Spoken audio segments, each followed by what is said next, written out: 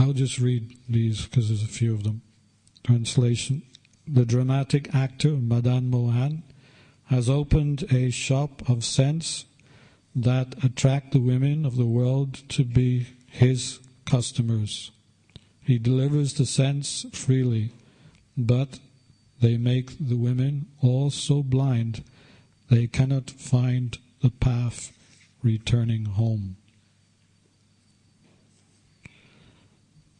Text 99. Sri Chaitanya Mahaprabhu, his mind thus stolen by that scent, ran here and there like a bumblebee.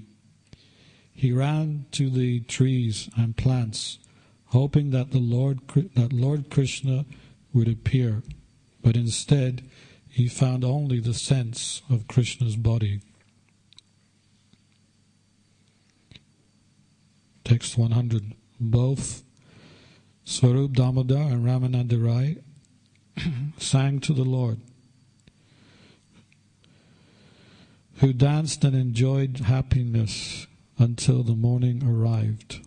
Then they derived a plan to revive the Lord to external consciousness. Text 101.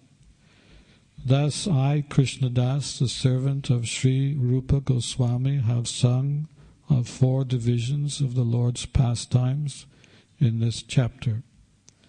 The Lord's devotion to his mother, his words of madness, his rubbing his face against the walls at night, and his dancing at the appearance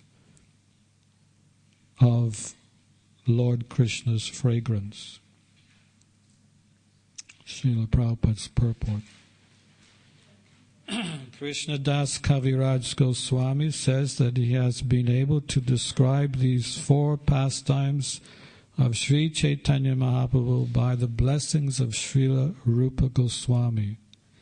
Krishnadas Kaviraj Goswami was not actually a direct disciple of Srila Rupa Goswami, but he followed the instructions given by Srila Rupa Goswami in Bhakti Rasamrita Sindhu. He therefore acted according to the instructions of Rupa Goswami and prayed in every chapter for his mercy. Omagyatamindasya jananjana salakaya chaksu vimilitam yena tasmai Sri Guruve Namaha Sri Chaitanya Manobishtam Stapitam Lena Bhutili Swayam Rupa Gadamayam Dadati Swabhadantikam Sri Krishna Chaitanya Prabhu Nityananda Sri Advaita Gadadhar Sri Gaur Bhaktivinoda Hare Krishna, Krishna Krishna, Hare Hare, Hare Rama, Rama Rama, Hare Hare.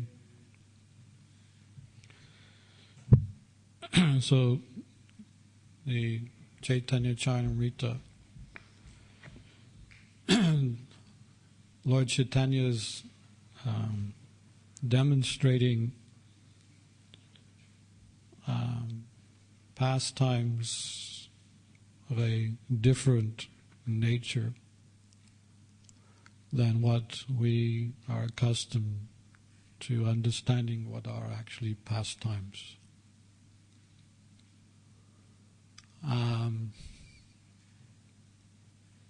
For us, reading these pastimes, it is an opportunity for us to decide in our own life as to what to do or what not to do. Lord Chaitanya specifically came in the mood of a devotee, in the mood of Srimati Radharani, who's the topmost devotee. But not just to experience the mood of Srimati Radharani, but also to give us some indication on how we can become transformed from mundane consciousness and activities to transcendental, liberated activities. Sometimes when we read these pastimes, we can get a little bit mind-boggled because they're so high, they're of such a higher nature that we cannot relate that this is something that we can personally experience. So we tend to brush it aside as being, well, this is Lord Chaitanya. What really do we expect? Lord Chaitanya is the Supreme Personality of Godhead, and therefore these experiences that he's having, well, it's not so difficult for him. And therefore, for me to attain the same, that's not possible. So this, at least I think I can speak for myself. When I read these kind of pastimes, I'm thinking, wow, this is so high. It is so high that how can I possibly reach this same height, level of transcendental activities? And mainly, of course, it's because we've been brought up in a certain way. Throughout history, it's been more or less the same program, no matter who was leaders of countries or who was logicians and professors and teachers. Whatever they said and did included the activity of sense gratification, and therefore we have associated with that,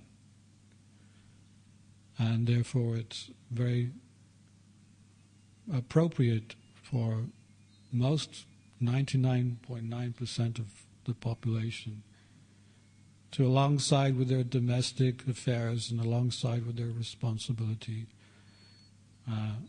the next prominent activity is sense gratification.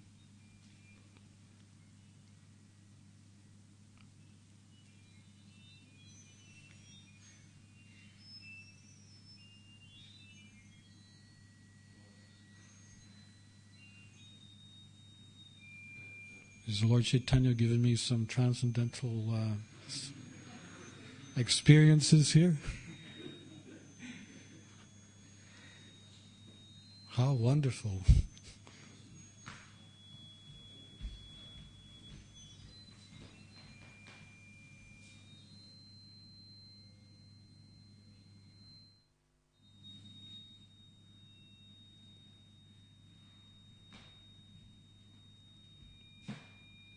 Oh, you have an hearing aid. Does she have an hearing aid?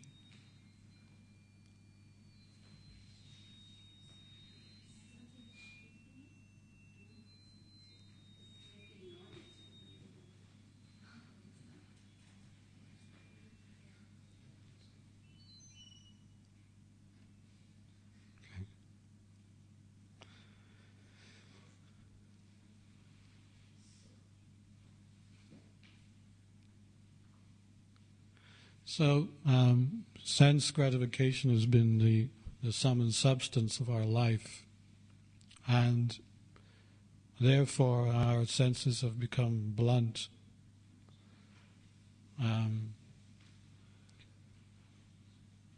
Rishabdev, when he was instructing his sons, he mentions this, Nunam pramatta kurate vikarma. When a person considers sense gratification the goal of life, then he becomes mad and engages in all kinds of activities. And we don't have to look very far to see how that is becoming more and more prominent within today's society. In fact, the enjoyment nowadays is coming to the point of it has to be sensational, otherwise it's not worth doing it. So instead of engaging one sense at a time, we tend to engage all 5 senses at one go. Then that's the equivalent of modern day sense gratification. We've seen the picture, yeah. I think in one of our books we have that picture of a person who's engaging all his senses at once and gratifying. So that's a picture, but it has become reality. Especially I've noticed in this country that sense gratification is considered very, very high on the agenda. And unless it has some real juice, which means, well, let's do them all at once. Because even the animals, they tend to take one sense at a time. So when you take all senses at one time, then in one sense we could say that we're less than animal. It's less than animal. And the end result is that our whole consciousness becomes dull, our senses become blunt. And there's different descriptions of this written in the Bhagavad Gita. It's explained that the senses are like fire. A fire consumes. It will consume and consume and consume. It doesn't matter how much you put on the fire. You may put petrol on the fire, you may put wood on the fire, but after some time the fire is going to say, we want more, give me more. So you put more coal or more fuel on the fire, and then again after some time we want more. The senses have become like that, or are like that. We want more, and we won't wait for it, we want it now. So that is the mantra. That is the mantra for most people. We want more, we want more, we want more. We want it now, we want it now, we want it now. There's not a question of waiting. We want it right now. It's also explained that the senses, they're so strong and impetuous that it forcibly carries away the mind of a man who is trying to discriminate. So even we who are practicing spiritual life, we understand that the senses need to be controlled. But sometimes, even for a practitioner in spiritual life, he can be dragged away by simply one of the senses. He can be dragged away from his meditation and practices. It is explained that while contemplating the objects of the senses, one develops attachment. From attachment, lust develops. From lust, anger arises. From anger, bewilderment of memory. When memory is lost, one falls down, completely falls down. There's any longer no intelligence. The purpose of uncontrolled senses is to drag the intelligence down and down and down. So whereas before the intelligence, you could say like a calculator, you could calculate nicely as what to do and what not to do. When the senses are fully blunted, when you've blunted those senses to the max, then there's no even question of calculating with the intelligence. The intelligence is lost. And one falls down completely to to a sense of dullness. So therefore, it's also explained that the senses are like snakes or serpents, and the only way you can overcome the bite of a serpent is to take out the fangs. So when you take the fangs out of a snake or a serpent, then there's no harm. So this Krishna consciousness is just like that. We have decided that, yes, our senses are like snakes. They're not helping us at all. So through the practices of Krishna consciousness, we're removing those fangs on a day-to-day basis. It may not come quickly, but over a period of time, gradually we will win over those senses.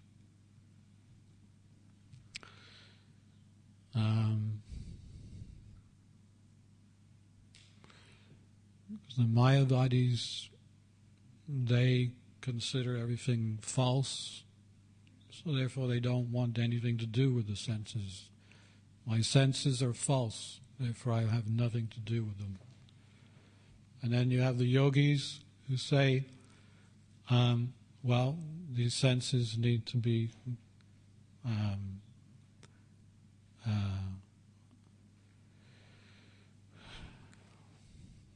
restrained, that's the word, restrained. So they go into meditation.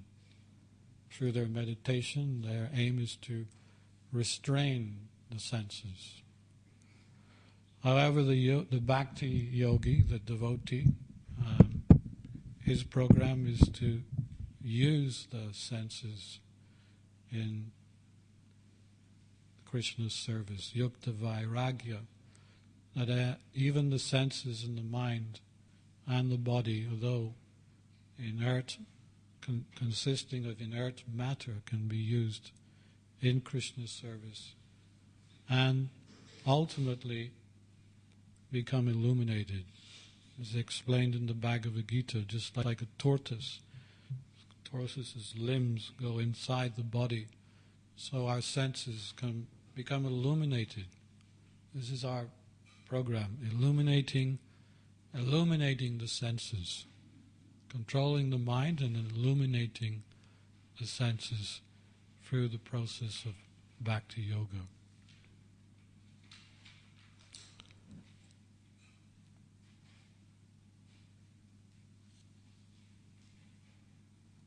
So let's take the senses one by one. As explained, that the tongue, first of all, is the most voracious and difficult to control. And the tongue has two functions. What are those functions? Eating and speaking, yes. So regarding eating, it's explained that those persons who eat bhoga, they're actually eating sin. And by eating sin, again, our consciousness is dragged down. Those devotees who eat prasadam, just by eating prasadam, they're relieved of sin. This is interesting that in our process, simply by eating, we're performing yoga. Each time we sit down and take prasadam, that is a yoga activity. That is an activity of relieving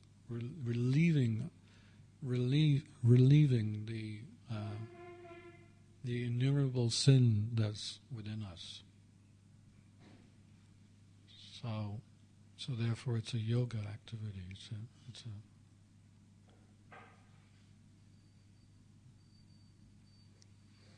I mentioned in my last class.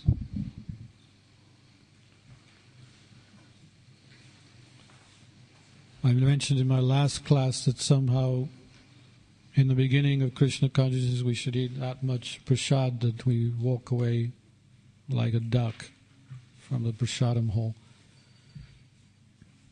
That was Prabhupada's instruction, that your senses are so blunt that, okay, well, at least start by taking as much prasad as you can.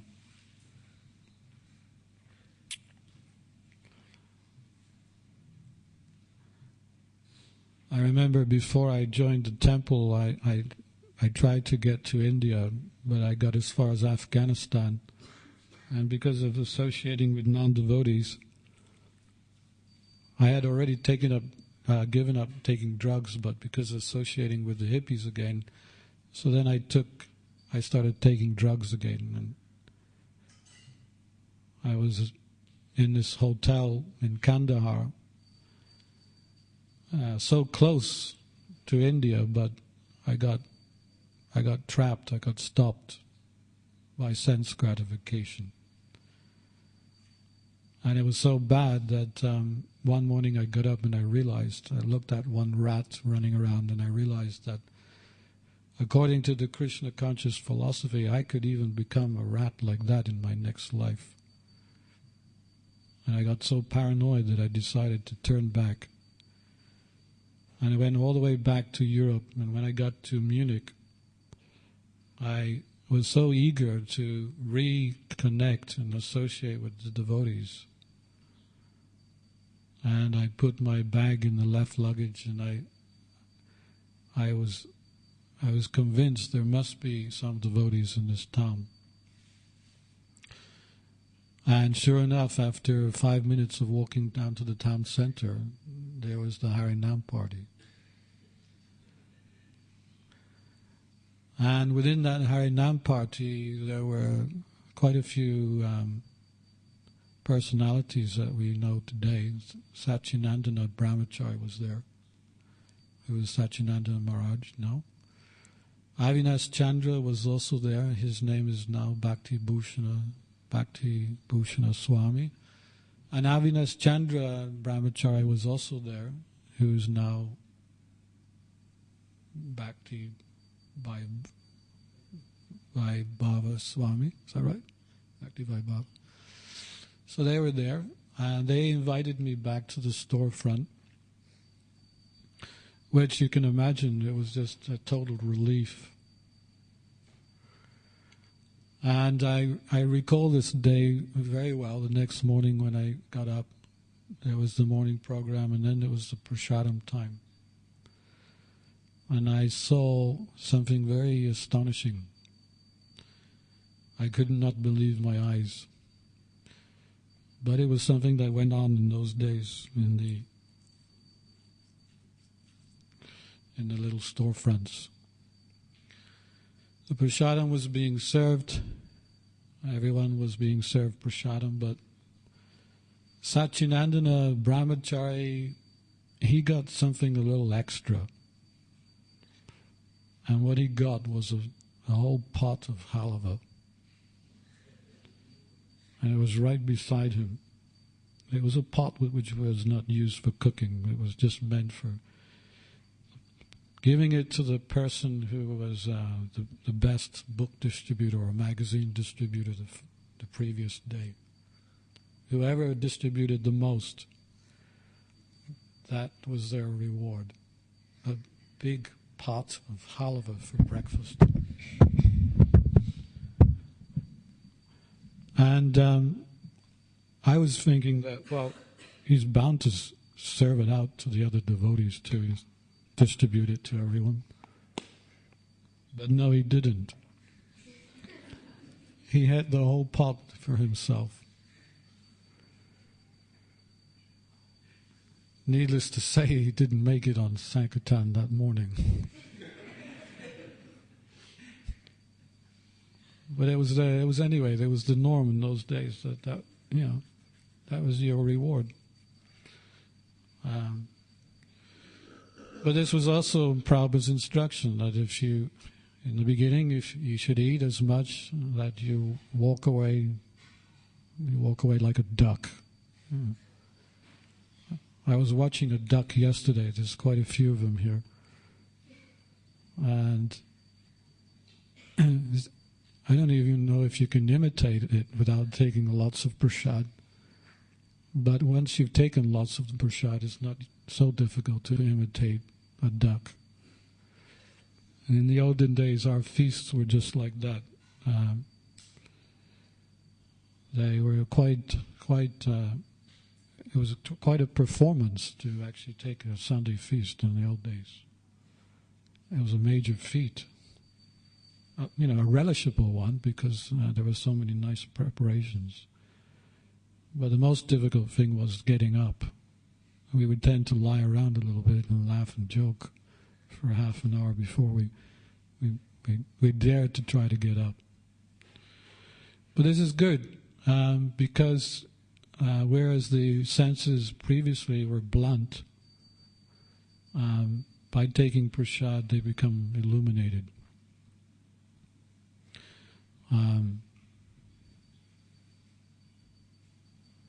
Very, very essential part of our devotional practice. And not only just in the younger days or in the beginning days, but I'm 38 years in the movement, and it's the same today. You may control yourself a little bit. You wouldn't sit and eat a whole pot of halva, but many times when I'm out traveling, and a lot of times you have to just purchase things from the superstore, and you make your little offering, but it's nothing in comparison to taking prasad in the temple. Who can compare with the prasadam that you get here in Bhaktivedanta Manor after it's been offered to the deities? You put it in your mouth, and you realize, this is different. And you start relishing. It's not like it's not like a meal, it's time for lunch. It's not time for lunch, it's not time for breakfast, it's time to relish Krishna's prasad. And by relishing Krishna's prasad, then the tongue starts to get a little bit satisfied. And the other purpose is talking. We like talking. We have been brought up in a society of talking. If we don't talk, well, then what is the point? We must talk. And whatever we talk, it doesn't really matter. And we'll drink something so we can talk even more. So we can talk all night until the early hours of the morning, talking.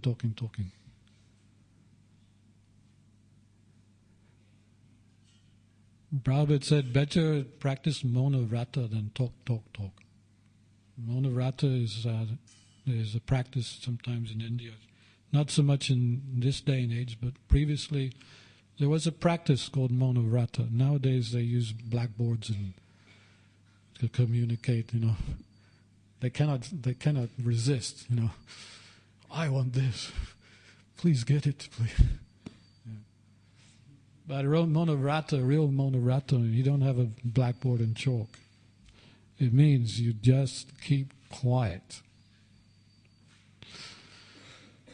Of course, our Mona Vrata is the chanting of the Hare Krishna mantra. That is real Mona Vrata. Because we use the tongue. We need to use the tongue because the tongue is restless. So to artificially stop talking is not an easy practice. And it's certainly not a practice that is feasible, advisable in this day and age. So let's continue talking, but we'll talk about Krishna, we'll chant Hare Krishna. And the wonderful thing about chanting, when you start to chant, Krishna is personally dancing on your tongue. It's almost like Krishna is saying, wow, it's about time too. Where have you been all your life, all these lives? Well, I'll help you out. I'll give you a little bit of juice here. I'll let you experience what is this nectar of my holy name. And that's usually the experience we all get when we first start chanting. Krishna's personally dancing on our tongue. And there's really nothing you can do about it. And if you combine those two together, and this was my personal experience, I know I've said this before, but I like talking this story because it is the sum and substance of our life, is taking prasad and chanting Hare Krishna. So when I was coming to the temple, I wouldn't do anything else but eat prasad. I had no interest for philosophy, and I had definitely no interest for this kirtan that was going on. To me, that was just a waste of time, fanatics jumping around. But there was no question of the prasad being wonderful and delicious. And so therefore I used to come every Sunday to the love feast, without a question. No. Of course, I would go to the Roundhouse too. I don't know if that place is still open, but that was the place where you went in London to get your full dose of sense gratification, the Roundhouse. So after the Roundhouse, then I would go to the temple. And then, of course, with my blunt senses, they would suddenly become illuminated by taking prasadam. And it went on like this for quite some time. And then one devotee, he picked up on the thing that I really liked, and that was taking prasad. So he invited me to come to lunch every day for lunch. And that was okay, that was fine for me too. And this went on for at least 3 months. And then one day, I was coming from the temple back to where I was living. I was on the top of a double-decker bus, and something very strange happened. I was thinking this would be just a normal journey through the streets of London. So I was looking out the window, and suddenly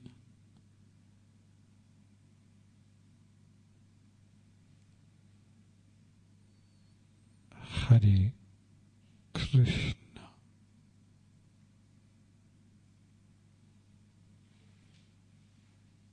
Hare Krishna. Hare Krishna. Hare Krishna. Hare Krishna. Hare Krishna. Hare Krishna. Hare Krishna. Hare Krishna. Krishna Krishna. Hare Rama. Hare Rama. Rama Rama. Hare Krishna. Hare Krishna. Krishna Krishna. Hare Hare. Hare Rama. Hare Rama. Rama Rama. Hare Krishna, Hare Krishna, Krishna Krishna, Hare Hare. So I went back to the temple the next day and I told the temple president, I have a problem. I have a serious problem. Hey, what is your problem? Well, I keep chanting your mantra and I cannot stop. So then he smiled and he said, do you have any idea what you've been eating the last 3 months?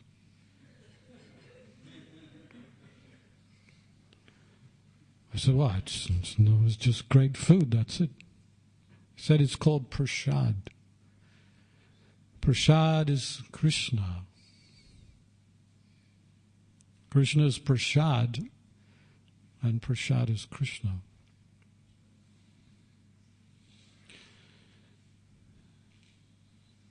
Krishna has now appeared on your tongue because your tongue has been purified by prasad.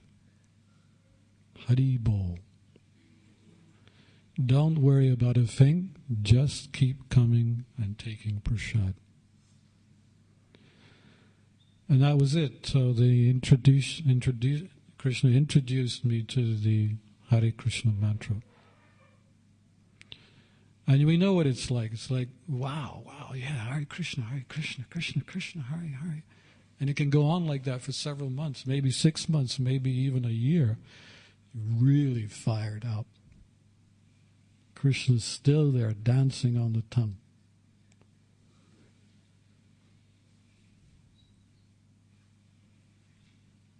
Oh, man. mantra ki.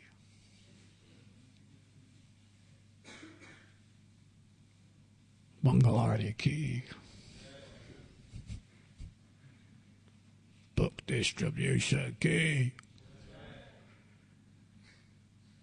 See, victory to all these activities.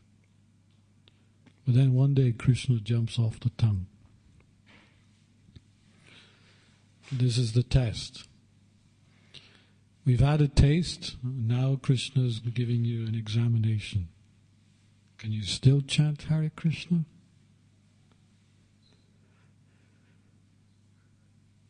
Hare Krishna, Hare Krishna. Krishna, Krishna. It becomes a little bit more difficult. Getting up for Mangalarti is a struggle. Going out trying to deliver the conditioned souls or help them or assist them in their spiritual life also becomes difficult. We suddenly lose the taste. What to do? What to do?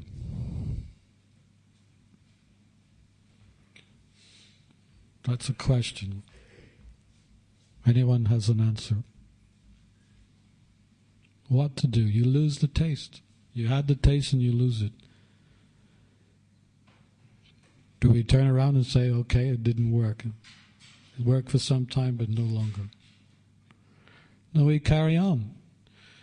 We have no taste, but we carry on. Some days we will get the taste back, and some days it will disappear again. But these are the two activities we engage the tongue. Taking prasad and chanting Hare Krishna and discussing Krishna Katha.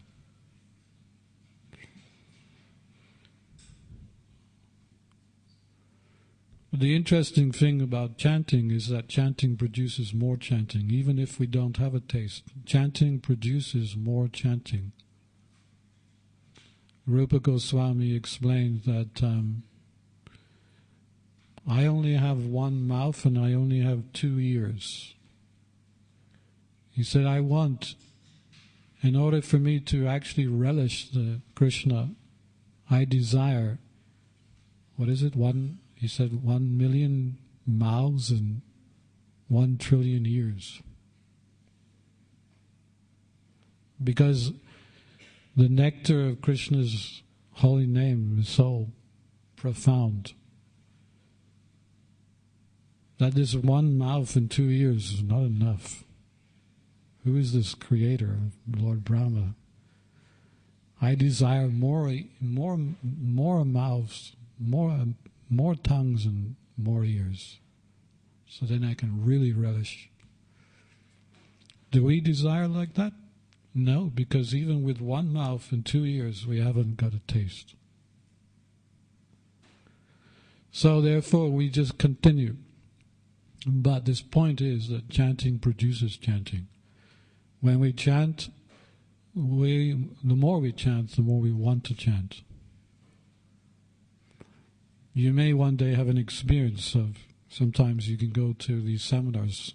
In fact, Satchidananda Swami does 5-day seminars. And the last day, the workshop is to chant 64 rounds. Now, to chant 64 rounds, it literally takes you all day. But that's the workshop. You're not allowed to talk anything else but the holy name. And some devotees who have been through this experience, they talk about how, because you're allowed to take prasad in between, so they're taking prasad, but in between they're saying Hare Krishna, because they can't stop. It's addicted.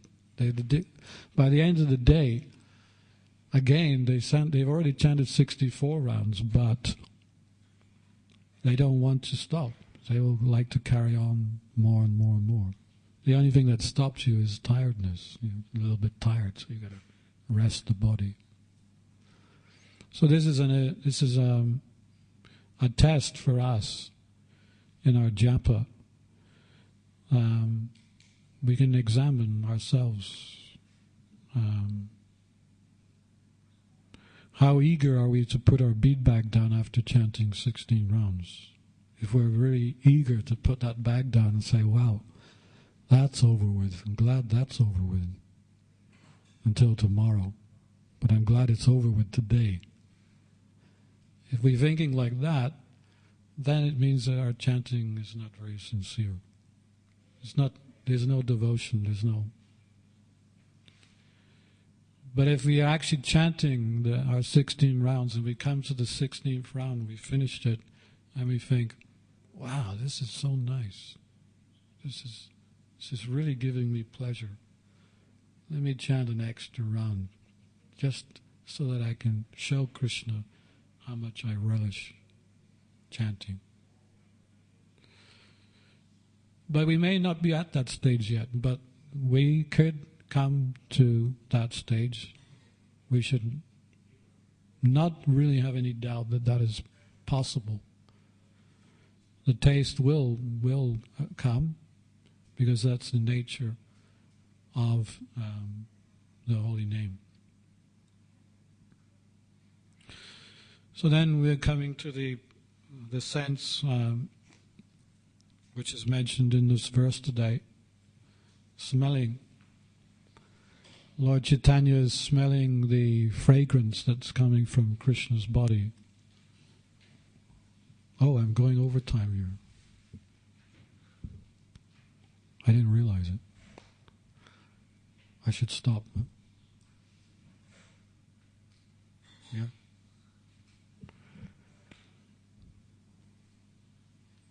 I'll stop. Yeah, no, I don't want to go over time.